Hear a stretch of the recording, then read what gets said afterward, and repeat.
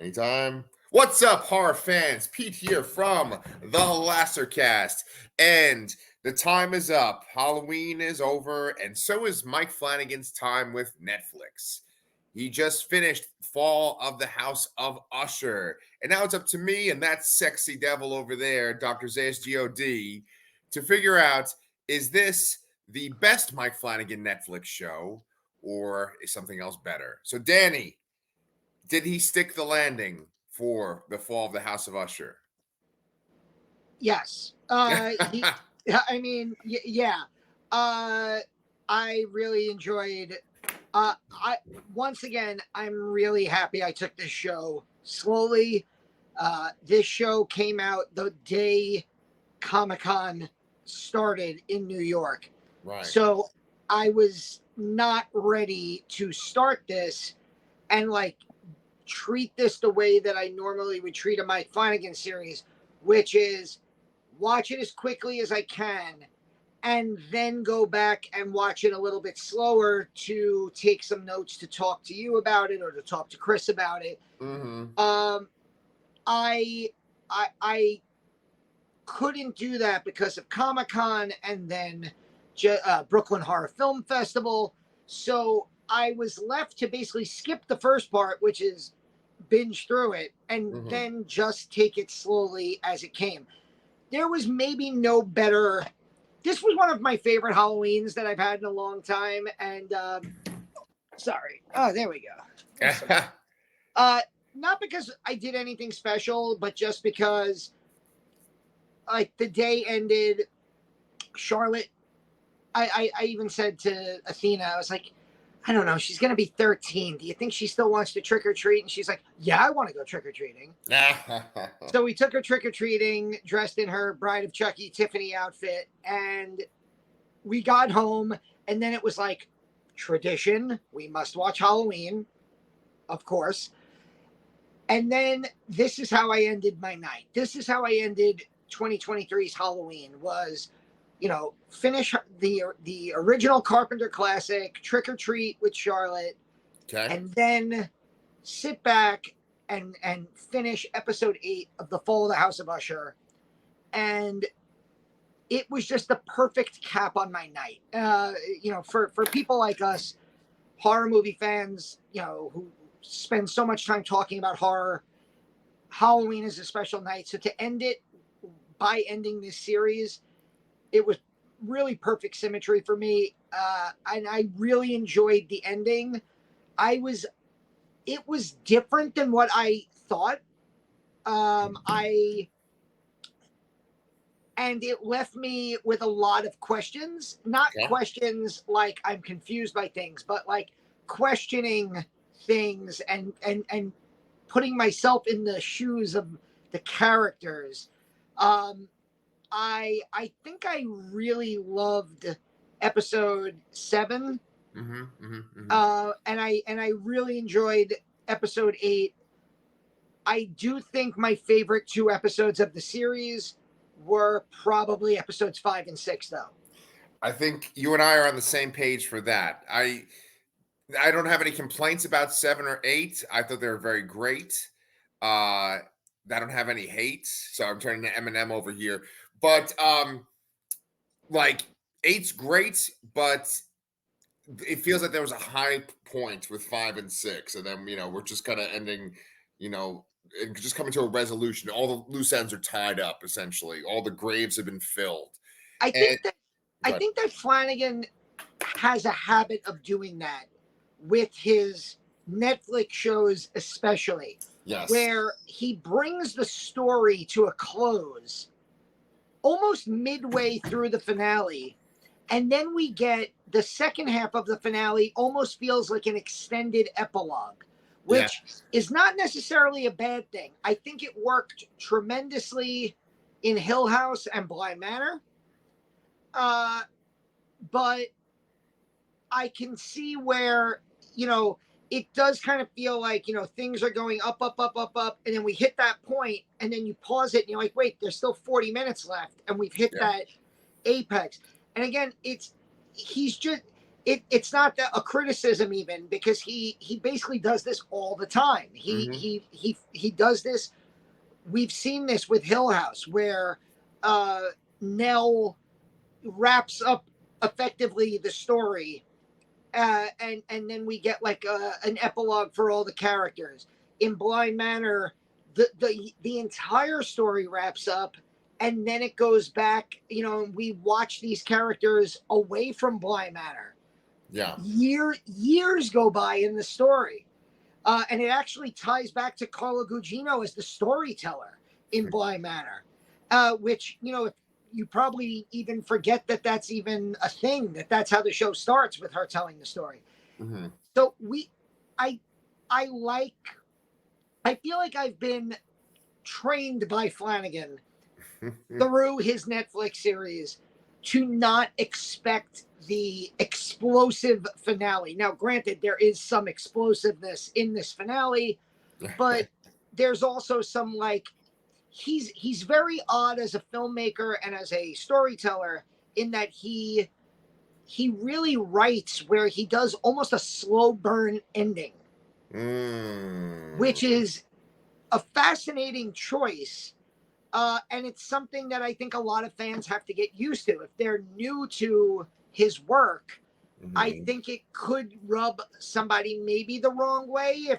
But I think to somebody who, when you heard about The Fall of the House of Usher being Mike Flanagan's series, you know what to expect if you're a fan of his prior series. That's a really interesting point. I love Midnight Mass, and Midnight Mass is my favorite of the shows. Spoiler, I like Midnight Mass more than this one. However, I do think that, like, the second to last episode of Midnight Mass is much better than the finale of Midnight Mass. I think it kind of like loses some steam towards the end there. It's ironic because Mike Flanagan is so clearly inspired by Stephen King, has adapted multiple Stephen King works at this point. He has another one coming. And Stephen King is notorious for not having good endings or botching the ending, or, so I think there's something about, like, building up the momentum and getting to a certain point expertly, and then, I guess just ending in a way that you wouldn't expect, or it's just like a little bit underwhelming. And I actually, go ahead. I just to compare this to Stephen King, to me, of the King books that I've read, the two books that I would call my numbers 1A and 1B favorite, and like it literally switches on the day, is The Stand and The Shining. And what blew me away with what was fascinating about The Stand is this is almost 1,150 pages long. Yeah. And I'm listening to it on Audible, so it was like 48 hours. Yeah. And I remember, like, the whole Randall Flagg story ended, and I'm like, oh man, I can't believe it. What a great book. And then I looked and I was like, how are there 2 hours left? Yeah. I was never bored, though, by the end of that book, because you're so immersed in that world. You want this kind of cathartic description of what happens to the survivors. And that's how I feel with Flanagan Netflix series, where it's, you spend so much time with these characters that you want to see kind of an aftermath, an epilogue to, Carl Lumley's August Dupin, and you want to see, what happens,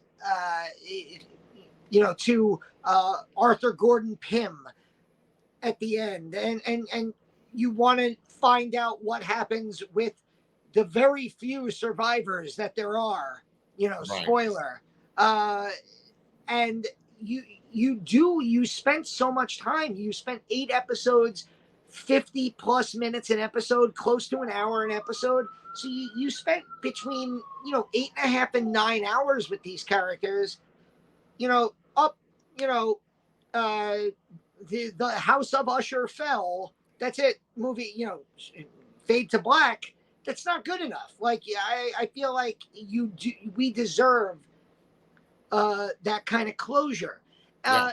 It's interesting because it that could work multiple ways. I think one of the Lord of the Rings movies are beloved, but I think Right. most people would agree Yeah. that the Return of the King goes on too long at the end. That it Hmm. finishes its story in this amazing climax, and then there's 30 minutes of epilogue Right. Right. where it feels like, okay, time to put my jacket on and wait, what? There's another ending? Right. And so this, whether he's borrowing from Peter Jackson's Lord of the Rings films, whether he's borrowing from Stephen King, this type of like closure to a series or a film could work or not work. I think it works with Flanagan. I mean, I don't have any complaints about episodes 7 and 8. Yeah. I do just think the series hit its highest highs in those fifth and sixth episodes. Yeah. I did love aspects. I mean, there's parts of episodes 7 and 8. The whole concept of those uh, the eyes of the goddess and Oh. where that ends up is just fucking amazing. The whole Pit and the Pendulum ending Yeah. was fantastic. Right. Uh, the whole story of Lenore, I Yeah. thought was unbelievable, and Carla Gugino just again gets these incredible moments. These last few episodes, the scene with her and Mark Hamill, oh man, when Mark Hamill like stands up for himself almost defiantly, like I've been waiting for that moment for 7.5 episodes, and we finally get like fucking awesome Mark Hamill moment. Uh, so there's so much great stuff in the episodes. It's just that the height for me of Hill House is the Two Storms episode, which is episode 5 or 6. The height, the for me, the height of Bly Manor is uh, the black and white episode that tells the story of all the ghosts, which is I think the penultimate episode. Hmm. I don't think there is a Mike Flanagan Netflix series where, like you said, the ending is the best episode. Right. But I Right. also don't necessarily think that that is a bad thing. No, yeah, I agree. I agree. I mean, there is gold in these episodes. We've been talking about Carla Gugino every single time we talk about this show, and we talk about how much of a revelation she is. One of the best parts about Verna in this show is that she talks about what certain characters could have become if fate had gone a different way. And she talks about their lives right before they're about to die. The two that stand out in these two episodes is when we get to Roderick, we find out that he would have been a poet at one point. And when we talk about his son, we find out that he ironically would have been a dentist, right? And it's such a constructed thing. What's interesting about Flanagan, because I've heard interviews with him where he talks about adapting books into movies, and he talks about how he literally has the book in front of him, and he's just writing notes while he's reading the book, and he's just writing these extensive notes and writing the screenplay, going by scene. And I can only imagine doing that with a Stephen King book, which is massive, right? Like Doctor Sleep. With this, it's so interesting because just like Bly Manor and Midnight Club, he's taking multiple stories and he's weaving them into one big narrative. So it's crazy for him to like weave the Pit and the Pendulum and the Raven and the Fall of the House of Usher all together into one shot. There's so many seeds that were planted in even just the first episode that pay off by this episode. You mentioned Lenore, and what's interesting about her story, which is different from every other Usher monologue that Verna gives, is that Verna essentially talks about potential other lives the Usher siblings could have had, or Roderick himself could have had they not gone down this evil route. But with Lenore, her story is all about what's going to happen after her death. The world is going to change for the better after her death. And you sit there. I mean, you're a very clever guy, so you probably were like, okay, well, she's going to die at some point. I didn't necessarily think the granddaughter was going to die. I didn't think Lenore was going to die. But then once, Carla Gugino and her in the same frame, I'm like, oh, that's right. It's the entire bloodline. And what's fun about that, or maybe not fun, but like just for a second there, I thought, oh, is it going to be revealed that she's not actually part of the bloodline? That the wife, was going to go to this orgy. Maybe she did have an affair at one point, and she's not actually a true usher. I thought that might happen, but Flanagan's not that cheesy. So, Yeah.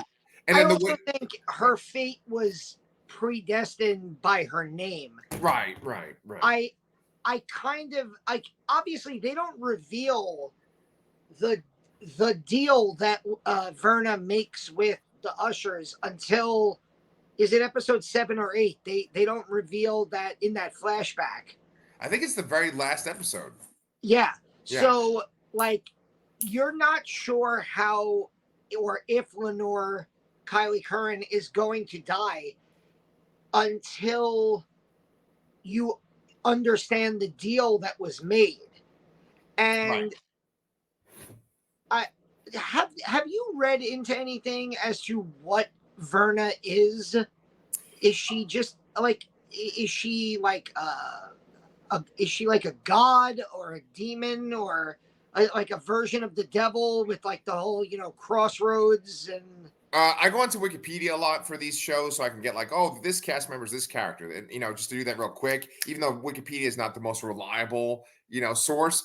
But on Wikipedia, they said that Verna was the embodiment of death. So I don't know. That's as far as I got.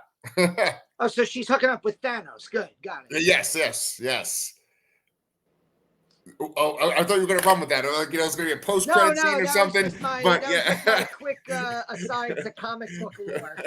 Yeah, that was curiously missing from the Avengers Infinity Saga. Yes. I think that there's some kind of like Lovecraft connection to Lenore too, because they make reference to that crazy voyage that Mark Hamill went on. And then she mentions how at one point he's like looking in the water and she's asking him, "Did you see me?" And it's like she's some sort of like creature from the deep. Did you think about Lovecraft again that time around? Oh, do you mean Verna? Yeah, Verna. Yeah. Yeah, I told you a couple episodes ago that I got a really Lovecraftian vibe, and it turned out that the quote that I had written down about Ultima Thule, which is the ultimate island or the alone where Mark Hamill and his crew went. The quote, I have it written down. Earth was hollow. He found an island at the top of the world, Ultima Thule, a realm of beings that lived beneath us and out of time. And I instantly, when I hear shit like that, I'm like, that's Lovecraft. Right. It turns out that is Poe, and that is something from Poe. And again, you mentioned Stephen King, and I think it does connect. There is a connection, between these horror writers, where they're all fucked up in some way. Yes. And, maybe it's the same, like, vision of death that inspires them, and they all kind of have that same idea. But yeah, I definitely got a Lovecraftian vibe from Verna. I like the idea of her as like this embodiment of death who is making, like almost crossroads bargains. Yes. So here's my question, because go ahead. This is what I was thinking when I finally found out what the deal was. Yes. Would you take the deal? Because as well, the obvious answer is no. But the interesting thing is you say to yourself, okay, my entire bloodline is going to die. Yeah. But they're going to live in absolute opulence and want for nothing Right. their entire lives. Right. The way we live our lives right now, you know, it's really fucking stressful. We work. You don't say. You know, so like I think to myself, you know, I have a 19-year-old and an almost 13-year-old. Would I want them to, you know, live like to have to, you know, do the 9 to 5, not even 9 to 5, the 6 to 6 every day with travel and traffic, and would I want them to have to hustle just to make ends meet, and, you know, worry about every single decision that they make and every meal that they have and every night they go out, worrying about, are they going to be able to pay the next bill, Right. or can they just have a life where they don't have to worry about those things and do anything they want uninhibited, you know, not be a bad person. That's the other thing, is that the ushers all became terrible people. Right. And and or and you wonder, like, would your family wanting for nothing, just instinctively, you know, absolute power corrupting absolutely, you know, not ever knowing any consequences for their actions. I can't possibly think of, you know, Flanagan really made it very clear who some of the people he was talking about were in that last episode. You know, there's a certain quote about, you know, that Verna says about one of her other people she made a deal with, you know, standing in front of Fifth Avenue and shooting somebody. Yeah. Which, as much as I may agree with Flanagan's point of view, I don't know if I would have put that in, just because I think he's opening up a can of worms. I think that, you know, but Yes. But I did think for a second of, like, if I live to be 75 and my kids live to be 50 and, you know, 55 and 48, but the majority of their life was just absolute happiness and never knowing, would I accept that? Yeah. And I love Carl Lumley's response to that at the end, which is like, you know, I'm going to go home to somebody who loves me, and I'm going to see my kids and my grandkids, and I'm the richest man in the world. And, you know, beautiful. You know, it's this, but there is that moment, you know, there's a reason why all of us play the lottery. There's a reason why all of us take our hard-earned money and absolutely waste it on, like, lotto tickets and Powerball, because we want to experience that life that we don't have. And we want, you know, and part of it is that we want that for our families and we want that for our kids. But it also comes back to, and this was something that I didn't think I would love as much as I did. Okay. Because I have to admit, I'm rambling, by the way. Stop me whenever you need to. Okay. But I saw the whole young Roderick screwing over young Dupin coming. I knew that was going to happen. Yeah, there had to be a falling out. Absolutely. Yes. So when I think we both kind of expected, you more than me, what was going to happen to Michael Trucco's character with the cask of Amontillado. There you go. So I like that at the end, after 7.5 episodes of trying to maybe find that slice of humanity with Roderick, whether it was Annabelle Lee, whether it was his connection with Lenore, whether it was, you know, anything, you know, just his the bonding moments with Dupin in the house. Right. For them to just go full 180 at the end and have Roderick in like his last defiant moments be like, I don't regret a single fucking thing, and I was always and I was always going to be a bad person, and I was always going to create this empire and be responsible for the deaths of millions as they're falling from the sky, piling up. You know, for him to just, I didn't think, because of how great Bruce Greenwood was, I didn't think I would love that as much as I ended up loving it. But man, because I think it comes back to that idea. And again, I'm not trying to be political, but it's very Trumpian that these people have never known consequences. They've never known genuine human life. Yeah. And because of that, they are barely human beings. Yes. You know, they're human, but they don't know what 99% of humanity goes through. Right. And so why would you ever have any empathy? Why would you ever want to give any of that away or have any regrets? Right. And it's just a testament to how fucking great Bruce Greenwood was at making me feel for him as that rich piece of shit. Like desperate for me to find that like silver lining for him. Right. For him to turn that all around at the end was such a great moment. Yes.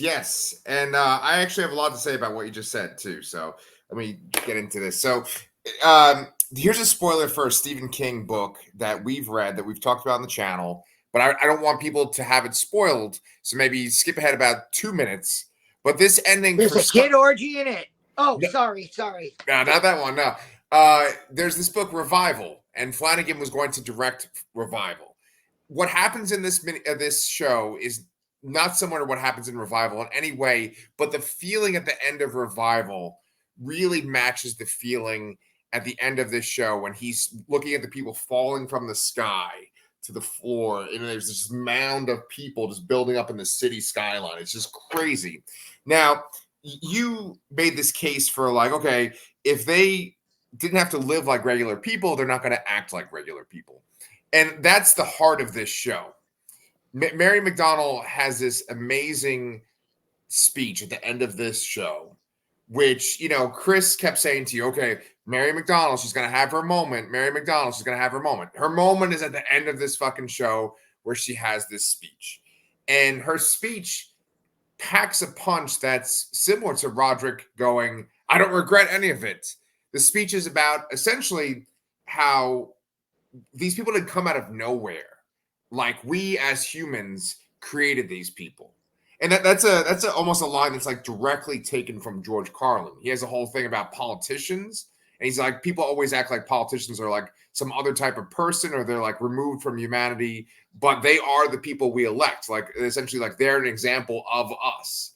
And Mary McDonnell does this amazing speech where she talks about like McDonald's and people eat like plastic. And she just talks about all the things that we do.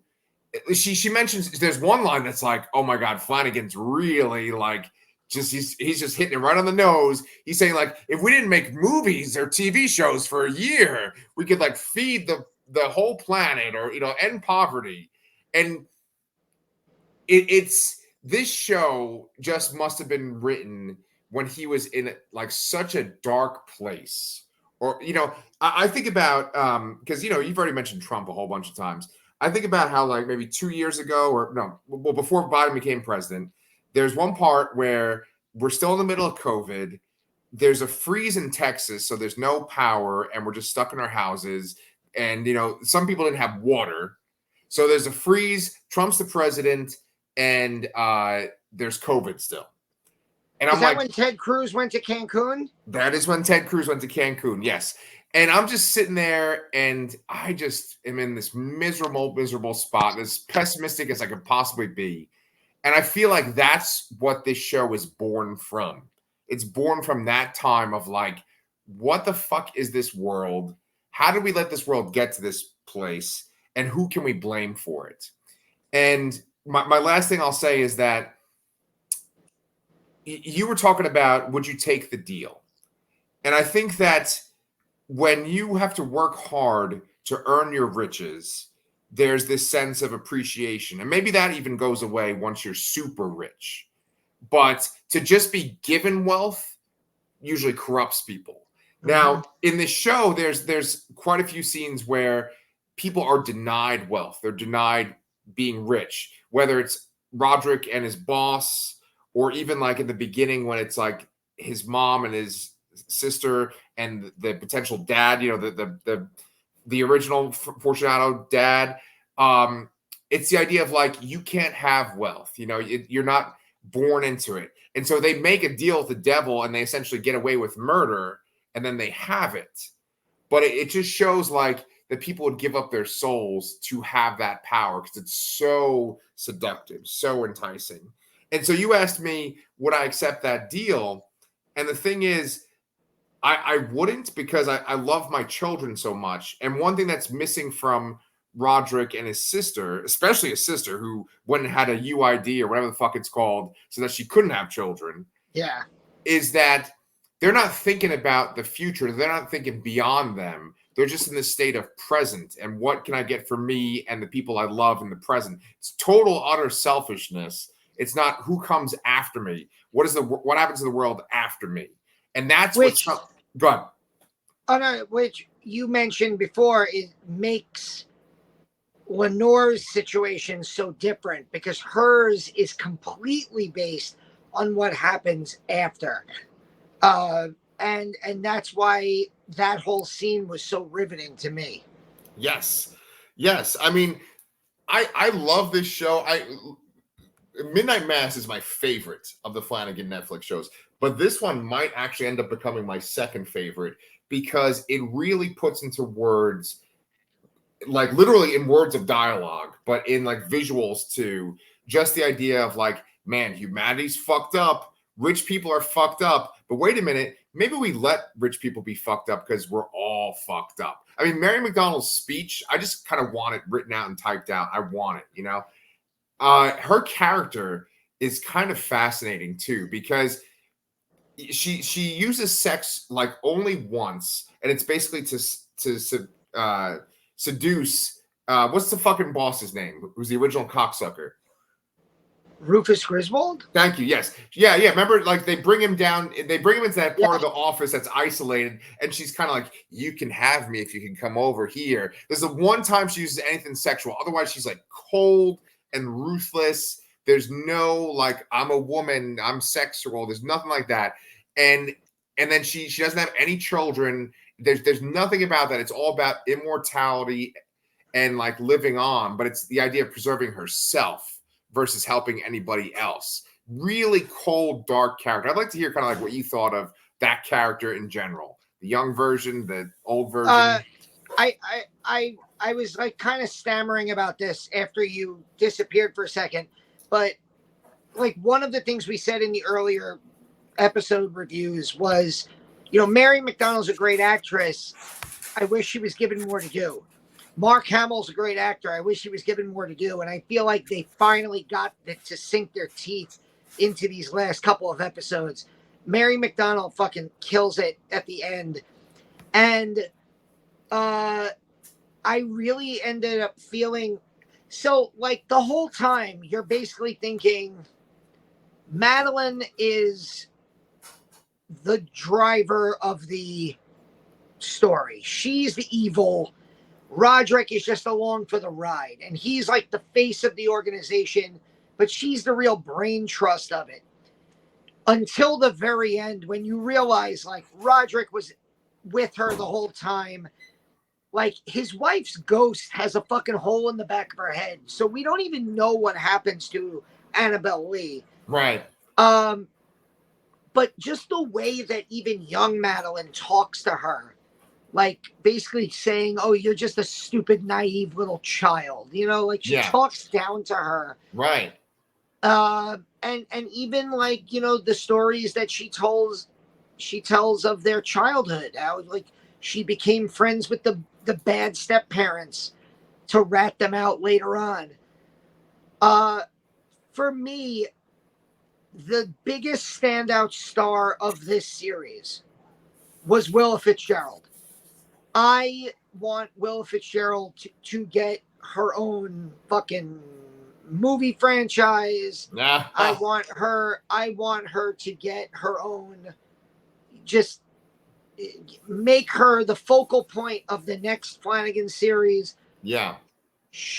Because look, all the other members of the cast are effectively like Flanagan staples.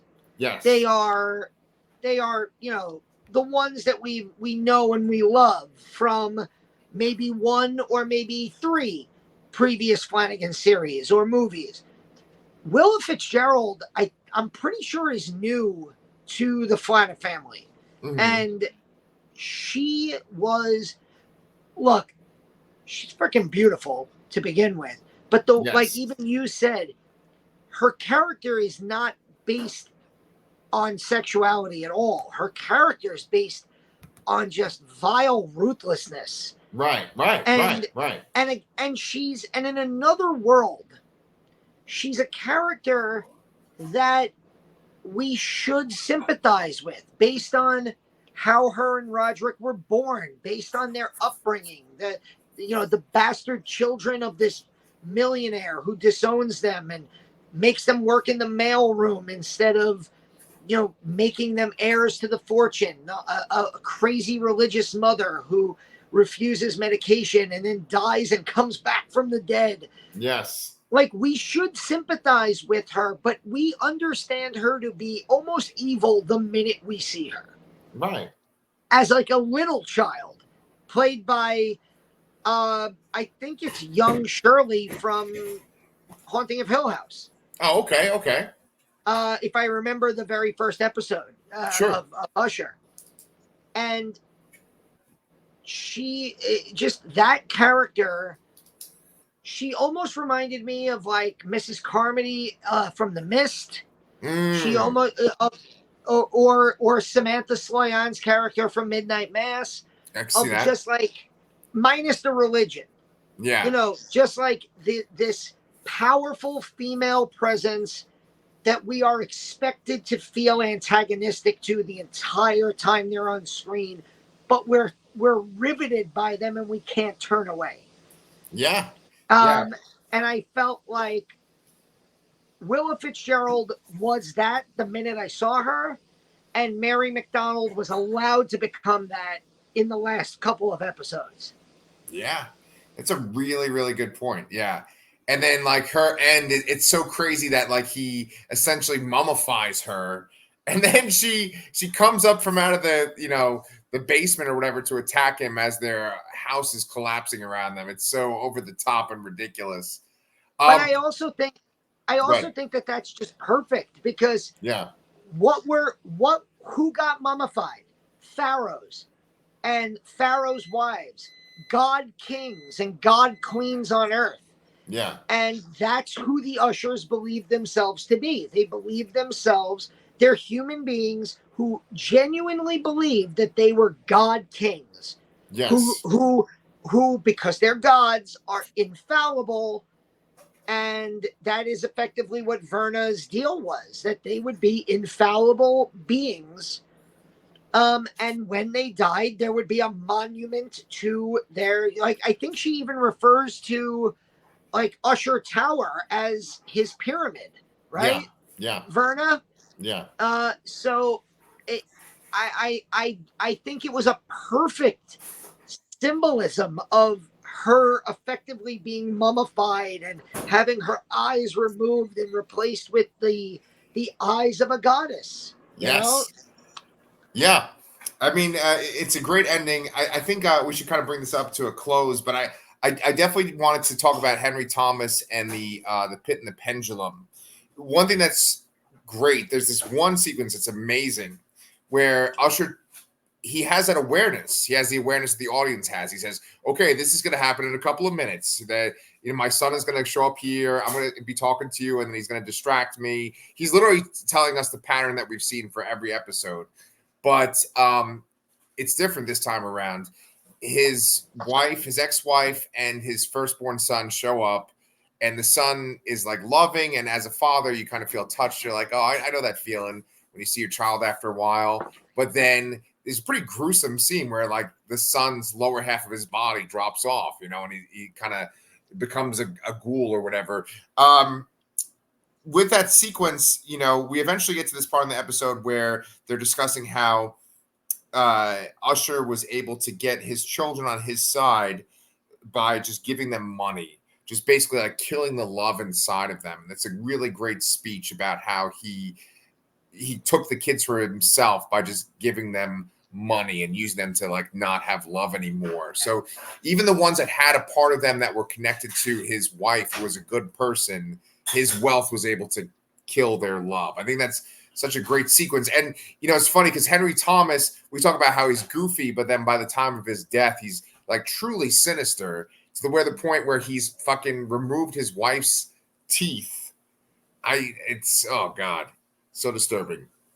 There's also the scene where him and USHER and Dupin are practicing like for the courtroom, and young Frederick is like playing with the fire truck. And my first thought was, oh, wow. So Frederick's even annoying as a kid. Ah, there you go. There you go. Yeah. I was actually surprised that Roderick didn't do something more severe with that fall fire truck, because that was pretty annoying, that little sequence there. But, you know, when he dies, I mean, that's another great sequence with Carla Gugino where she's like lying next to him on the ground as the pendulum's going back and forth. And just the fact they were able to incorporate a pendulum somehow into this 21st century story is kind of incredible. It's an achievement unto itself. But Danny, I think it's safe to say that we both love this show a lot. I know that Flanagan is going to be working with Amazon moving forward. Did you want to tell people what we're going to be doing post spooky season? Well, how about real quick? Do you want to just give your Mike Flanagan Netflix ranking? Sure. Just movies, right? I mean, shows, right? Just his, yeah, not counting like Hush or Gerald's Game, which were Netflix movies. Only counting his. So we have the fall, Haunting of Hill House, Haunting of Bly Manor, Midnight Mass, Midnight Club, and The Fall of the House of Usher. Okay, you want me to go first? Yeah, sure. Okay. I know you're number one already. You've said it. Okay. So for from least favorite to favorite, I'm gonna say Midnight Club, Haunting of Bly Manor. Then I'm going to say the Fall of the House of Usher, then Hill House, then Midnight Mass. What about you? So I think going from least to best, nothing against the Midnight Club. I think it's a perfect gateway horror series, but I do think it's the least of his Netflix series. So that would be my number 5. I think, and this is only contingent right now on the fact that I've only seen The Fall of the House of Usher from beginning to end one time straight through, I would probably put this 4th. Oh, okay. And that is nothing against this show. It's just how much I fucking love the other 3. Okay. I've rewatched all of them multiple times. I think I would have to put Bly 3rd, even though I love it. Midnight Mass for me is incredibly special because of when I watched it and what was going on in my life at the time. And I think that right now holds the number 2 spot. And having, again, maybe it's recency bias because we just finished introducing Athena to it about a month ago. But I just rewatched Hill House and it is just fucking perfect. I think it is, and not only do I think it's perfect, I think it's really important because I think it really did set a template for what a horror series can be on a streaming service. And look at what has happened because of the success of Hill House. Flanagan has become a household name with 4 other Netflix series. Now he's moving over to Amazon Prime. It's just, I think it holds up. I'm not joking when I say this. This is going to sound really fucking morbid, but I have tentative plans in place to put a quote from Hill House on my fucking urn when I die. Wow. So, Jesus. like, Okay. that's what that show means to me. That's what I like.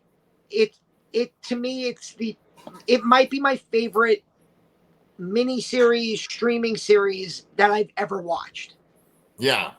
Wow. Okay. Okay. Yeah. It's funny, right? Because there's not a lot like Flanagan's horror shows. Like I was trying to think of like what other horror shows we have. There are a ton of them. There's Chucky, which you cover, and there's all the American Horror Story stuff. There's tons of examples, but that balance of like drama and that emotional payoff, I don't think there's anything like it really, whether it's streaming or on network TV. Flanagan has his niche, and I think it's really something that we enjoy and love. I And mean, so we cover Yellow Jackets on this show, on this channel, yeah. and Yellow Jackets does a good job, not a Flanagan job, of, but it tries to do that, blend of drama, interspersing family life and made, emotion and love and horror, with these like terribly scary moments. And it's when it succeeds, it's amazing. But it's kind of like the perils of being like an episodic series versus a contained series. Yeah, exactly. So I mean, we enjoyed this, and it's really good to get our rankings out there. Halloween is over, but our channel is definitely far from done covering stuff. What do you got in the pipeline, my man? Well, this Saturday we're going to be watching a movie that is on Shudder. We're going to be talking about a movie that's on Shudder right now that is skyrocketing up a lot of people's lists for 2023. Yep. When Evil Lurks. Right. If you want to check out a short review I did of that movie, it's up on our channel now. No spoilers in my short review. It's about 45 seconds. It just came to Netflix. To Shudder. Pete is almost done watching it, and we're going to talk about it Saturday, so we're going to have an episode on that. Right. I'm going to have a bunch of shorts coming up. On Monday, I'm going back to IFC with Charlotte in the city. We're going to see another Shudder showcase. This one is the hilariously titled It's a Wonderful Knife. Oh, yes. So I can't wait for that. Expect a review of that shortly. Nice. I think you said you wanted to kind of go through the Hell House franchise. I do. I'm which is all yes. on Shudder, the latest. Yeah. Hell House, the Hell House Origins, the Carmichael Manor. I have a short review of that. I got to see a screening of that on at IFC as part of the Shudder showcase. The director Stephen Cognetti was there. I recorded his almost 30-minute Q&A with the crowd and his kind of back and forth interview with Shudder's Sam Zimmerman. So you can watch that on the channel. You can watch my short review, non-spoiler for that. And then Pete and I are going to probably binge through the Hell House series. One of the best, most underrated horror franchises going today. Amen, man. Yeah, well put. Yeah, so I'm very excited to talk about those things. I've enjoyed watching the show with you. If you guys haven't seen previous episodes where we discussed the whole show in length, please check them out. Make sure that you subscribe to the Lastercast too, and we will talk to y'all real soon.